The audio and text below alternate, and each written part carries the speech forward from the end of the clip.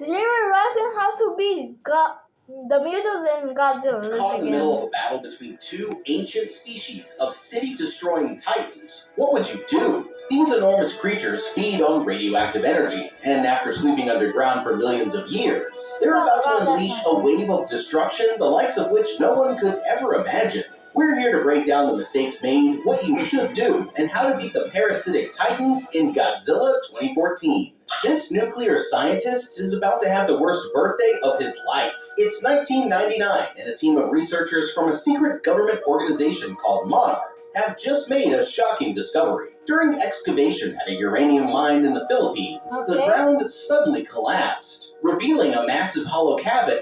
That whole cavern, if you didn't know, was a Godzilla specimen named Dagon. And hidden beneath their feet, deep underground, Dr. Ishiro Serizawa here uncovers a colossal skeleton unlike anything currently known to modern science. And that's not even the worst part. Hanging from the ceiling of the cave are two enormous spores, and one of them seems to have hatched, with whatever climbed out of it burrowing straight through the side of the mountain, and leaving a trail of unbelievable destruction all the way out to sea. Meanwhile, in Japan, this nuclear power plant supervisor, Joe Brody, has been picking up unusual seismic activity in the area, and he's starting to get worried. If anything goes wrong at the plant, the results could be catastrophic for the entire world. So he and his wife Sandra hurry over to the reactor to get the situation under control. But that was their biggest mistake. Within minutes of their arrival, one of the tremors strikes the plant, and Joe orders the entire place to shut down immediately for everyone's safety.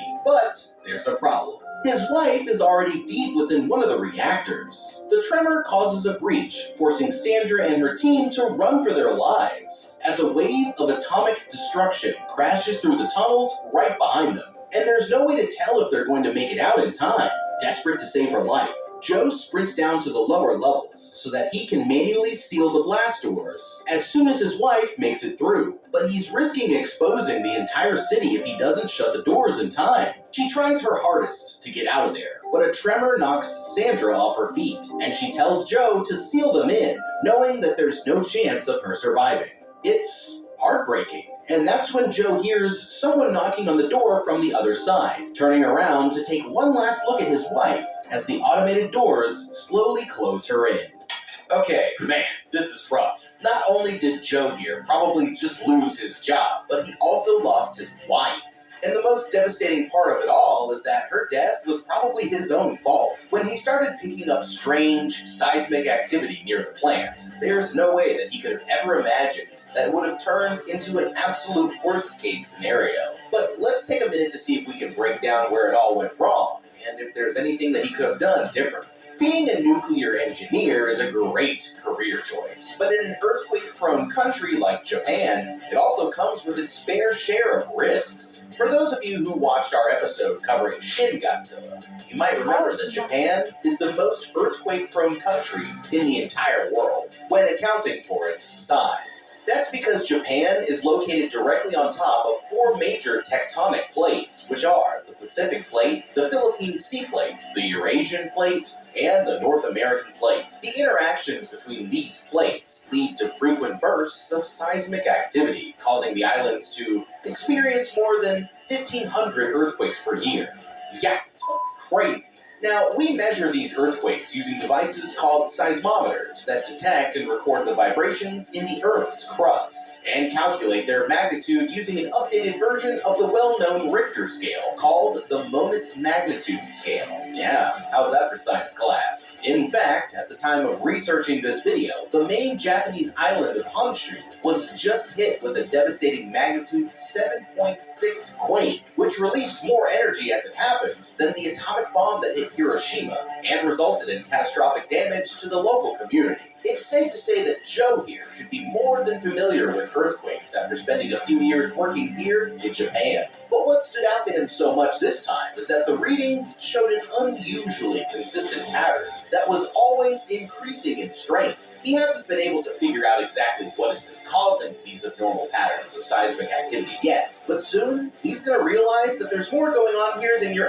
average national disaster. Now, the reason why Joe was so concerned here is because if this seismic activity were to compromise the structural integrity of the plant, it could could result in unbelievable devastation to the local environment. Nuclear power plants are already built to withstand earthquakes using a carefully designed combination of reinforced structures, flexible foundations, and specially laid out safety systems that absorb and redirect any sudden bursts of seismic activity. This is usually enough to mitigate any accidents, but if enough damage is caused to the pipes, pumps, or other components that make up the reactor's cooling system, then there's an ever-increasing possibility that the core could overheat, risking a full-blown nuclear meltdown. And that is what those in the business call very not chill. A nuclear meltdown needs to be avoided at all costs, because it can lead to the release of radioactive gases and particles into the atmosphere.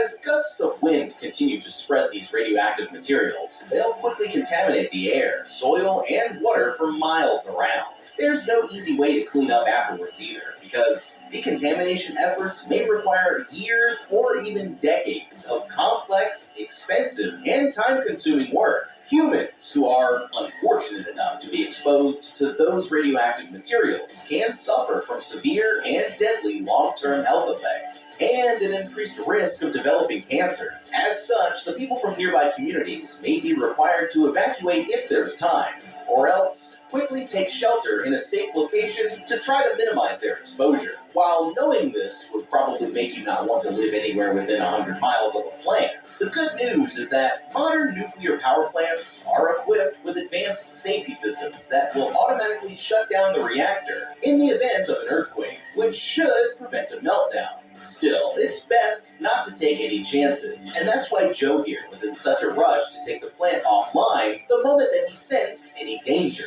Since he could clearly see the danger coming, it makes it even worse that Joe's biggest mistake here was sending his own wife right down into the heart of the reactor. He knew better than anyone else just how quickly that this could all go wrong, but he still sent her down there to check things out, all so that he wouldn't come off as crazy to his peers. He was so certain that the entire city was in danger that he was ready to shut the whole plant down from all the way back at his house. So why would he send the mother of his child into this obvious death trap? I wouldn't do that. With all of the technology that they have, he could have at least sent her in there with a Segway or something like a skateboard, so she could make a quick exit if this all went down. That's not to mention that today was his birthday, and the two of them should have been enjoying a relaxing day off somewhere far away from any nuclear reactors to begin with. This makes the saying that being a workaholic is bad for your health the understatement of the century. He may have prevented a global disaster, or at least that's what he thinks, but it definitely came at a heavy price. It won't be long before Joe finds out what really caused this catastrophe, and the truth is more insane than he could possibly imagine. 15 years later, Joe's son, Ford, has grown up into an executive ordnance disposal officer for the U.S. Navy. He's spent his entire life trying to put what happened that day behind him and move on.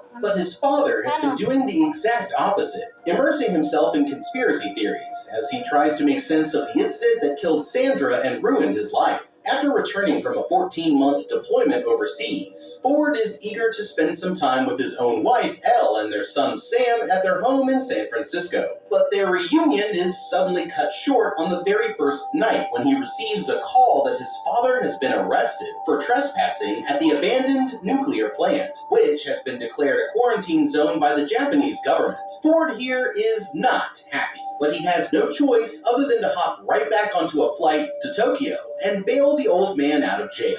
Once they're back at his conspiracy board-covered apartment, Joe explains that he's been picking up new seismic readings that are exactly like they were on that fateful day all those years ago. He was trying to get back to their old house in the quarantine zone so that he could recover the data to prove the similarities, and hopefully warn everyone before whatever caused the tragedy strikes again. The next morning, Joe says that he's going back in for those discs, and there's nothing that his son can do to stop him. Frustrated, Ford does the only responsible thing that a guy with a wife and child at home can do, and puts on a radiation suit to go with his dad on a field trip into the top-secret government quarantine zone. Once inside, Joe whips out his Geiger counter before suddenly taking off his gas mask. It turns out that this place isn't radioactive at all, and there's no telling what else the government has been lying about. After recovering the discs, they notice several government helicopters all converging on the supposedly abandoned nuclear power plant. But before they can investigate any further, a team of soldiers pulls up and throws them in the back of a truck. Instead of taking them back to jail, the soldiers actually take them right into the heart of the plant. That's when they finally see what the government has been hiding all along: a giant, pulsing chrysalis that's growing right out of one of the collapsed reactors. Every few minutes, this thing lets out an electromagnetic pulse that causes a temporary blackout all across the facility, and it's been getting stronger each time. Suddenly, the outer shell of the structure begins to collapse, as if whatever's inside is getting ready to hatch. The scientists quickly realize that they may not be able to stop this thing if it gets out, and so they decide to kill it by activating their emergency defense grid, bombarding the object with massive amounts of concentrated electricity. For a moment, it looks like they might have been successful. But that's when a massive insectoid creature emerges from inside and begins rampaging throughout the facility, destroying everything in its path. The EMP that it creates unlocks the door to Joe's interrogation room, and he runs outside to get a look at the creature for himself, but he's caught on a collapsing elevated walkway before his son can reach him to help. Taking cover in the back of the destroyed truck, Ford watches as the creature annihilates dozens of workers before sprouting a huge set of wings and disappearing up into the night sky. Now they know what really caused the incident, and it's just escaped to wreak havoc on the entire world. Okay, somebody needs to call pest control, because these guys have one hell of a bug problem. It looks like their biggest mistake here was not taking this thing out the moment that they first discovered it. Later, the scientists are going to come up with the excuse that they didn't want to kill it because they were afraid that doing so would release deadly radioactive particles into the atmosphere. But now that they've got a 200-foot-tall parasite on the loose, they probably would have been better off hitting it with a massive can of Raid when they had the chance. After all, let's remember what we're talking about here. It's a giant, alien-looking egg that feeds on nuclear radiation, so it shouldn't exactly take Nostradamus to predict that this was eventually going to happen. The stronger that it got as it consumed more radioactive energy, the harder that it was going to be to take it down. So it's better to be safe than sorry and just vaporize the bug before it even ever hatched. Speaking of hatching, perhaps understanding more about this creature's life cycle can help us come up with a way to take it down. I know that I just called the thing that came out of it an egg, but the scientists specifically refer to it as a chrysalis, and that's an important difference. A chrysalis is the pupal stage of a butterfly. Throughout their lifespan, butterflies move through a series of 4 stages. They start out as an egg, which then grows into a caterpillar. The caterpillar eventually finds an appropriate spot to hang out for a while before transforming into a chrysalis like we see here. And then, once it's fully ready, it emerges as a fully grown adult butterfly. This means that the muto here is most likely in its final adult form. And this might be good news. While there's no telling how long one of these things lives once it reaches adulthood, the natural lifespan for adult butterflies is fairly short, with the longest living species only sticking around for about 9 months or so,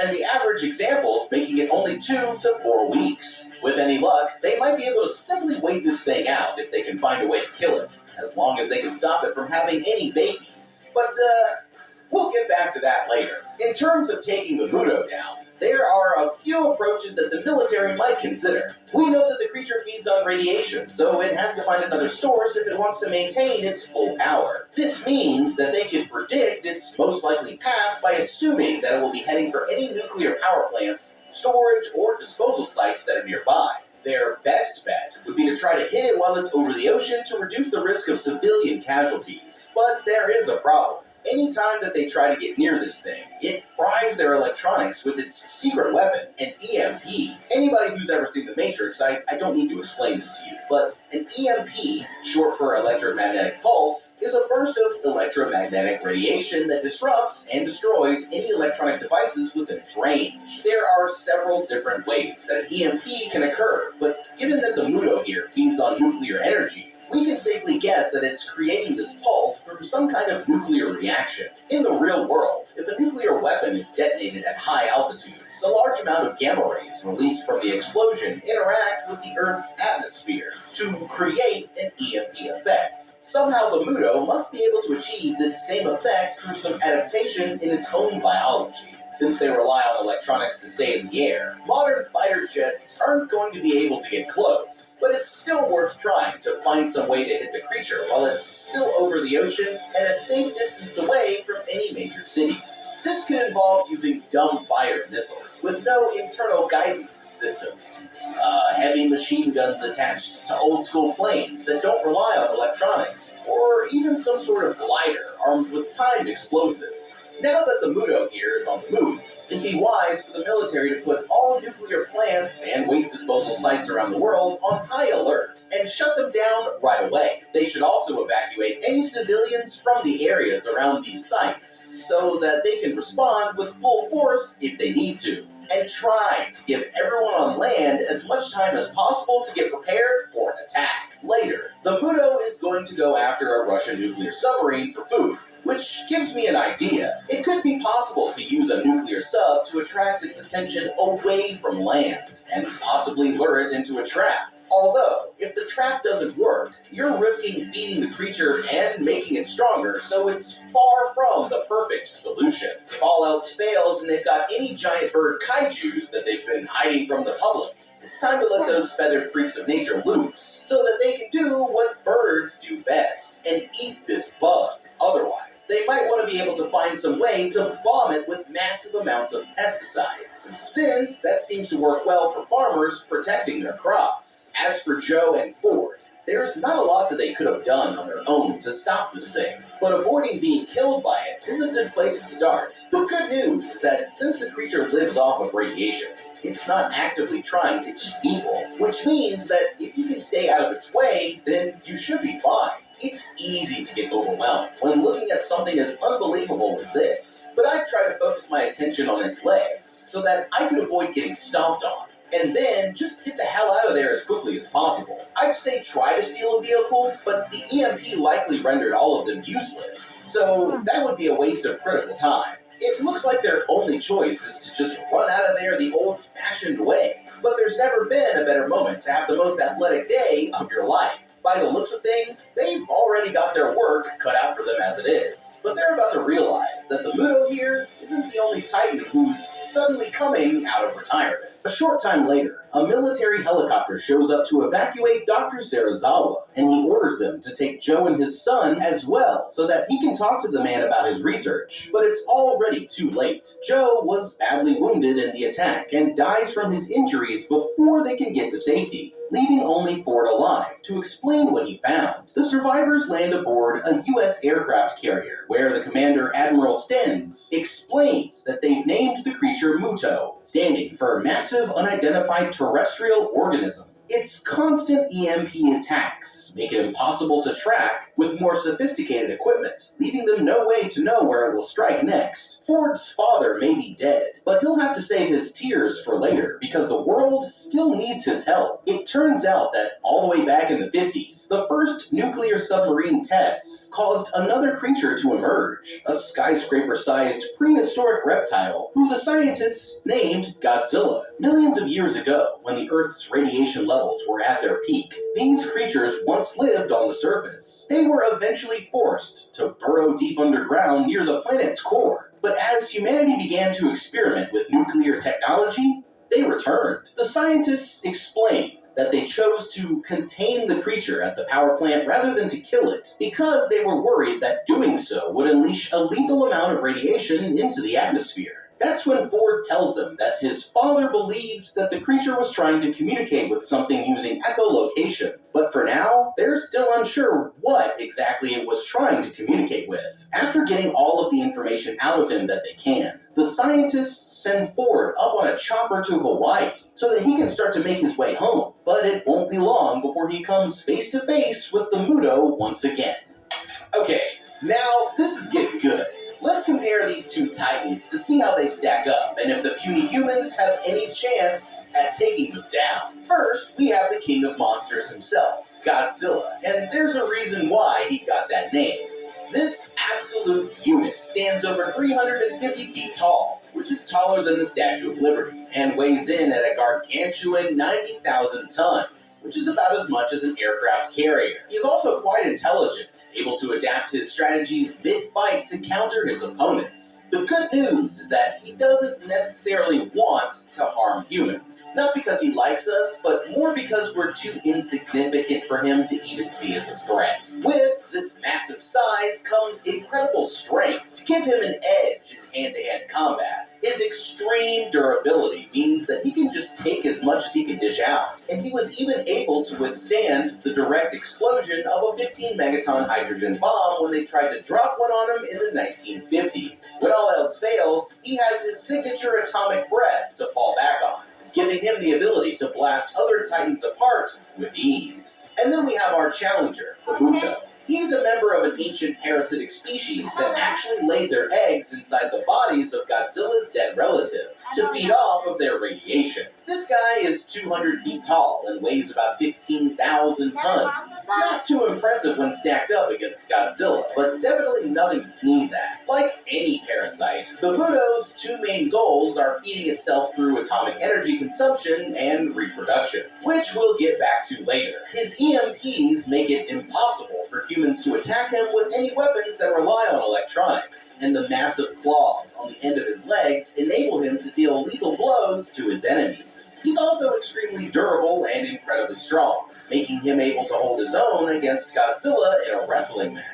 Males of the species like this one have wings, giving them great mobility in the air, and they're also very strong swimmers. As we'll see when they start going after military ships, they may look invincible, but they can actually be taken down with enough force, and have one major weakness that we'll discuss in a moment. Godzilla should wipe the floor with the Muto in a fair fight, but the bug is able to even the odds by using its flying abilities to give it the element of surprise. As for us humans, when it comes to Godzilla, they're about to find out that he's actually kind of on our side, so the best bet is to just stay out of his way. The Muto, however, has got to go by any means necessary. The only option when fighting something this huge is to aim for its weak points. Although on the outside it's covered in a nearly impenetrable exoskeleton, the inside of its mouth is left unarmored, leaving it vulnerable to attack. For the military, it could be possible to either trick it into forcing it to open its mouth, and then using explosives to hit it where it's weakest. They should also try to cut it off from any more supplies of radiation so that it can't get any stronger, and stick to weapons that don't need electronic components to do their job. It's safe to say that we've got our work cut out for us here, but there's still one more Titan that's going to show up to the fight. Meanwhile,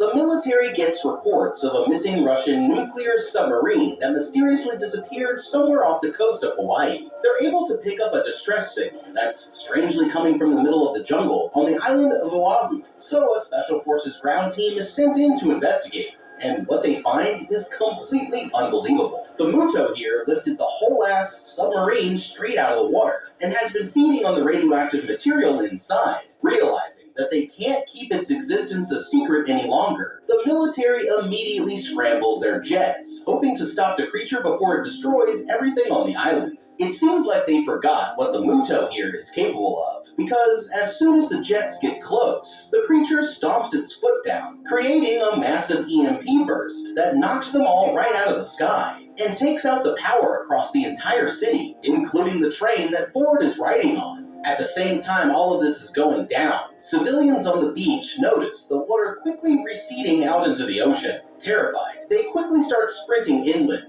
thinking that they're about to be hit with a tsunami. But the truth is that it's actually Godzilla himself coming in hot for a city-destroying showdown. From the aircraft carrier, Dr. Serizawa can see the massive Titan on a collision course straight towards them. But Godzilla suddenly dives underneath the ship, passing below them without doing any harm. Unfortunately, the citizens on land aren't so lucky, because just his arrival sends a massive wall of water crashing through the city, and hardly anyone who's caught at ground level is able to get away. As a SWAT team fires off a burst of flares from a nearby rooftop, They finally catch a glimpse of the Titan himself walking ashore, but he's so massive that they can only see his legs. Even though he's shown no signs of aggression yet, these bozos immediately start opening fire with 9mm submachine guns, as if that's going to do anything to stop him. But Godzilla shrugs it off and continues marching towards his real enemy. Just then, the power to Ford's train cuts back on, and that's when they see the Muto walking down the track straight towards them. Leaning down, it takes a massive chunk out of the front of the train, nearly sending Ford crashing to his death. But he's able to hold on by grabbing one of the seats, and even saves the little kid who was accidentally separated from his parents. A swarm of military helicopters rush in and open fire, but the Muto knocks them out of the sky with ease, causing a massive explosion that terrifies the people on the ground. These guys are small potatoes for the big bug here, and now it turns its attention towards the real challenge, because Godzilla has just entered the battle. He gives the old Muto here a look that says, "This is personal." But we never actually get to see them fight besides a quick news report from the next morning that shows Godzilla chasing the bug back into the sea. It looks like Godzilla won this round, but it won't be long before Muto comes back to settle the score. Okay, I hate to say it, but the military is totally blowing this so far. They knew that the Muto could unleash an EMP, so why bother sending in jets and choppers just to get them knocked out of the sky? Instead, they probably would have had better luck sneaking in on foot and planting timed explosives near its feet while it was busy eating those nukes. One thing that they should notice is that the EMP bursts seem to come from its front legs, so if they can find a way to blow those off, then they might eliminate that part of the threat. As for Godzilla, they don't even know if he's intentionally trying to hurt anyone, so why risk making him mad by shooting him with MP5s? He swam right under the aircraft carriers when he could have easily destroyed them, so that's a pretty good indication that he's not looking to hurt humans at all. As a matter of fact, the only people who got hurt here were the ones who got caught in the tsunami. And they'd still be alive if the military had only warned them that a clash of the Titans was about to break out down at the Tiki Bar. My advice? Just stay out of Godzilla's way and let him handle his business. They're lucky that he showed up when he did. Otherwise, that Muto would have taken out everything in the military's arsenal. It's a rough start to say the least, and hopefully they rethink their strategy before the next fight. The next morning after the devastation, Ford sees that the military are going after the monsters and decides to join up. They're heading east across the Pacific Ocean towards the mainland United States, with Godzilla seeming like he's chasing after the Muto, and the military doing their best to keep up. Dr. Serizawa here thinks that Godzilla must be hunting the Muto, which means that if the creature wasn't trying to communicate with him, then it must have been calling out to something else. And soon, they're going to find out exactly what that is. Get this. After discovering the spores back in the Philippines, these geniuses actually took the unhatched one back to American soil. Think that's bad? Well, wait until you hear where they've decided to put it. At the Yucca Mountain Nuclear Waste Repository, way out in the Nevada desert. Remember, these things feed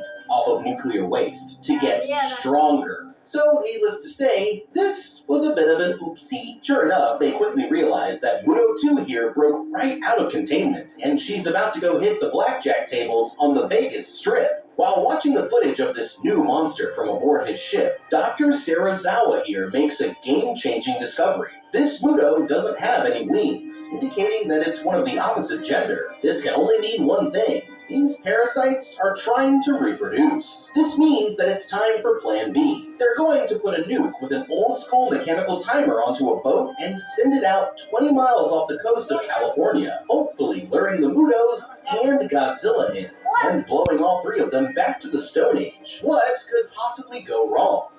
Okay, it looks like we've got another Muto, and that's a big problem. This one is a female, and although she may not have wings, she's standing at over 300 feet tall, putting her right up there with Godzilla in terms of size. Now, there's actually a way that Dr. Serizawa here could have predicted this early, but he missed a key piece of the puzzle that Joe was trying to warn them about. In his own research, he believed that the tremors created by the first Muto were actually the result of it using a form of echolocation. The scientists may have thought that it was communicating with Godzilla, but it was actually calling out to its girlfriend here. And there's a way that they could have figured this out ahead of time. The muto transformed by enveloping itself in a chrysalis, which makes it most similar to a butterfly, or their close relatives, moths. These insects have ultrasonic hearing in order to avoid the hunting strategy of bats, one of their greatest natural predators. Although it's extremely rare, evidence exists that the males of a select few moth species use echolocation as a means of finding a mate, just like what the muto is doing now. Joe had actually already caught on to this in his research, but unfortunately died before he ever got a chance to explain his theories. The answer was right there all along, and if they had known about the connection between these two mutos earlier, then they might have found a way to use the creature's natural drive to find each other and reproduce to their advantage, or at least get prepared for the second one's arrival. It's too late for that now, though, so hopefully Godzilla can help them put these bugs back into extinction before they wipe out every major city on the planet. After finally landing stateside, Ford talks his way onto a military train that's hauling the nuclear warheads down to San Francisco. But it isn't long before they run into a big problem. It looks like there's some kind of battle happening on the other side of the mountain, so Ford takes a squad to scout ahead before the train comes through the tunnel. Suddenly, the female muto rises up from the mountainside behind them, forcing the soldiers to hit the deck. But it walks off back in the direction of the train, and they can see that it's carrying an enormous sack of eggs under its belly. Before they can get to safety, the train comes rushing down the tracks straight towards them, and the muto takes out the bridge, leaving Ford with no choice but to jump into the raging river below. He manages to survive the fall, but all that he can do is watch as the monster swallows one of the nuclear warheads whole and lumbers away into the darkness. Okay, just when I was thinking that things couldn't get any worse, these guys had to go and make one of the most idiotic decisions imaginable. I get that their options at this point are limited, but that's no excuse for not thinking their strategies through. It looks like their plan just backfired in a major way, and whoever came up with this train idea, you f***ed up. Let's recap the decisions that they've made so far. First, they took this giant, ancient creature that they knew feeds on radioactive energy, brought it to American soil, and stuck it right in a nuclear waste disposal site. I don't even think that I need to explain why that was a bad call. Then, once the thing was destroying cities, they decided to take their greatest weapon, which also happens to be exactly what the muto eats, stick it on a train, and drive it right across the creature's path. Was there nobody with a single brain cell in the room at the time that they were coming up with this? I mean, hello? All that you achieved here was door dashing this thing's favorite meal straight to it, and getting countless soldiers who just wanted to go home to their families killed in the process. Congratulations, everyone. Now Mama Muto here has a shiny new nuke to feed her babies. Why don't you just go ahead and level the entire city of San Francisco by yourselves at this point, since you're clearly just doing the muto's work for it? There probably weren't a lot of other options, but come on. Didn't anybody at least think of the idea of putting the warhead in a box made of concrete or something to help mask the radioactive energy that it's giving off while you try to sneak the train through? It's far from the perfect answer, but anything is better than the absolute disaster that we have on our hands right now. Only the government could find a way to take a situation like this and actually make it worse. Sorry, everyone, but you f***ed up. In the morning, Ford wakes up on the riverbank surrounded by bodies and rubble. Just then, the military pulls up to recover the remaining nuke, and he's able to hitch a ride out of there on a chopper. Meanwhile, in the city, Elle here is able to put their son on an evacuation bus. But since she's a nurse, she's forced to stay behind and help. The buses end up stuck on the Golden Gate Bridge, just as a squadron of Abrams tanks, battleships, and ground units, armed with rocket launchers, prepare for the showdown.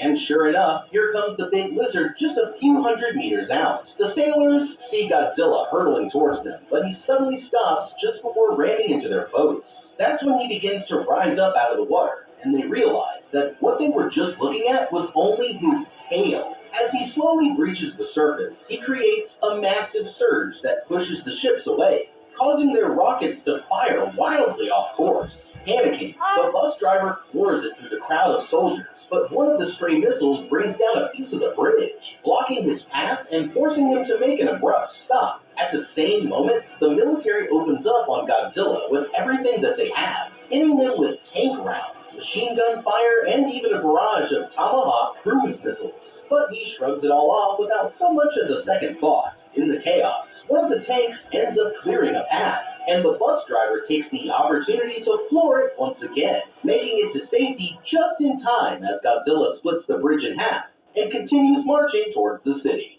Okay, these guys really need to get their act together before they end up making things any worse than they already are. They keep trying to hurt Godzilla even though he doesn't ever attack them, and every time they nearly blow themselves up in the attempt. Since Godzilla clearly isn't interested in hurting people, then they should work together with him and use their weapons to distract one Muto while he goes after the other. Dr. Serizawa seems to be the only one who understands that Godzilla here isn't the enemy. And now they're about to risk blowing up the entire city of San Francisco and creating a nuclear disaster the likes of which the world has never seen, instead of using their best weapon and meat shield to their advantage. The worst part is that they don't even know if the nuke is going to work, but there's something else that they could try. Here's the plan. They need to strap some nuclear waste to a rocket and launch it up to the path of an orbiting satellite. Okay, follow me.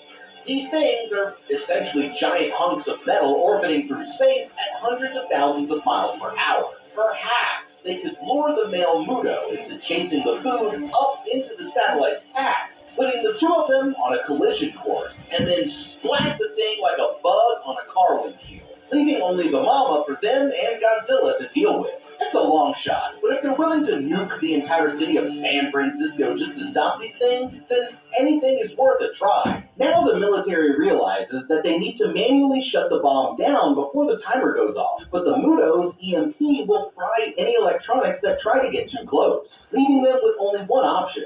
They'll have to halo jump straight onto the nest and get this done the old-fashioned way. Ford hits the streets and regroups with his squad, and they begin making their way through the destruction towards the warhead. Eventually, they arrive at the edge of the nest, just in time to see Big Mama here emptying her eggs into the crater below. Suddenly, they realize that they're caught right in the middle of Godzilla and the massive parasite. The two monsters clash, and Godzilla grabs the Mama Muto in his jaws, dragging her away into the darkness. With the coast clear, Ford and his team burst into the nest, where they find the warhead suspended by a pulsating structure made out of the creature's eggs. And there's less than half an hour left before it all goes boom. Up on the surface, Godzilla is putting the smackdown on Mama Muto. But that's when her boyfriend shows up for the sneak attack, and the two of them start kicking his ass all up and down the block. The soldiers can't get the case around the detonator open, so they decide that their only choice is to get the nuke back on a boat as quickly as they can. Staying behind, Ford knocks open the valve on a gasoline truck and climbs out of the crater just as a spark ignites the fuel, blowing all of the baby Mutos sky high. The Mama Muto is pissed, but that's when Godzilla shows up with his tail glowing bright blue, and he unleashes a burst of his atomic breath straight into the creature's face. It's a critical hit, but the male Muto swoops in from behind, just as Godzilla is about to finish the job. This time, though, Godzilla isn't letting that slide, and as it circles around for another attack, he tail whips the bug straight into the side of a skyscraper, impaling it on a part of the building and finally taking it down for good. It's a major victory, but the fight leaves Godzilla exhausted, and he isn't able to get out of the way as the entire building collapses on top of him, crushing him under its weight. Meanwhile, the Mama Muto starts going after the warhead, which the sailors have finally loaded onto a working boat. Luckily, she's distracted by a squad of soldiers, firing rockets at her from a nearby pier, buying Ford enough time to get aboard. There are only 13 minutes left, and with no way to open the case, Ford's only choice is to set the boat to autopilot as far out into the ocean as he can get. It works for a moment, but just then the boat's engine gives out, and the Mother Muto is standing over him, about to deal the final blow. All of a sudden, Godzilla grabs the creature from behind. With all of his remaining strength, he forces the creature's jaws open and shoots a blast of atomic breath straight down its throat, burning Mama Muto's head right off its body. Godzilla lets out a triumphant roar as he drops his entire enemy's body into the sea, but he collapses from his injuries now that the fight is finally over. That's both Mutos down, but there's still a nuke to worry about. With the Mutos out of the picture, Ford's boat kicks back on, and begins speeding out to sea with him still aboard. He closes his eyes, knowing that he's about to die. But at least his sacrifice means that his family will be saved. Suddenly, there's a flash of blinding white light, but it's not the nuke, it's a military chopper, there to pick him up just in time. Moments later, the warhead detonates, but it's far enough away from the city that everyone else escapes unharmed. As the smoke clears, Ford, Elle, and Sam are finally reunited at a disaster shelter, and they're all happy just to have made it out alive. While recovery teams start working to clear out the rubble, Godzilla suddenly rises up and dives back into the sea, returning to his slumber now that the battle is finished. As they watch him go, the people finally realize that Godzilla was never a monster at all. He's an ancient protector of the natural order of life, and he'll return again when the world needs him most. I'm just going on about my life, and then all of a sudden these giant monsters are popping out of the ground, and it's a good thing that I've seen Godzilla movies before because I know exactly what I would do. Run in the other direction of where they are at. But that's just me. Let me know what y'all would do down in the comments below. Thank you so much for watching. Leave a like and subscribe, and check out that Goodbye, playlist guys. for more Have a nice videos day. just like this one. Goodbye.